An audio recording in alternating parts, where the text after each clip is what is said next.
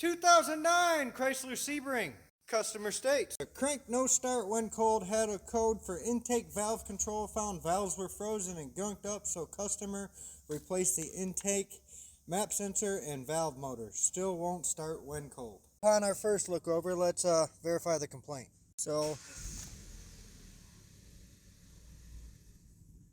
yep, dies out.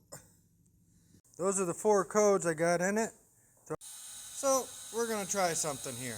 Since they said they had ice blockage in the intake and all that, and you can see we got a brand new shiny intake and a brand new IMRC, which stands for intake manifold runner control. Alright, we're gonna try to start it. Before I couldn't even give it any throttle to even get it to try to stay running.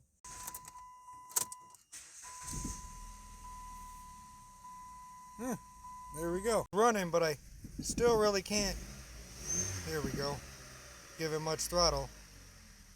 She's now starting to warm up because it's running, but it's running awfully rich. I have seen these Chryslers act really wonky when the battery voltage gets low. See that camera shaking?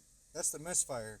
I've already swapped plugs, coils, all that. They have brand new spark plugs in this. Check the compression on cylinder 4 and it's got 200 psi on it.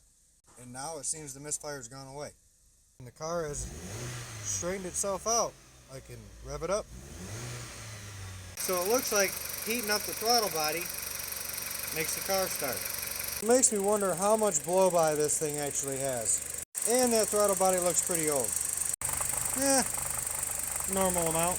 One of my techs thought it might have been a crank sensor because they weren't getting an RPM spike when they cranked it over. For how I said Chryslers act weird when the battery voltage gets low.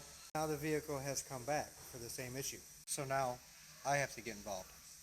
We're only human. It can happen to even me, and it has. I've got some more testing to do, but as of right now, it seems like the throttle body is going to be our issue. If you look down at that battery though, looks like a Duralast, and the battery terminals don't look too great either. According to the battery tester, this says to replace the battery. It's only putting out about 304 cold cranking amps. I'm going to try to charge it and see what happens.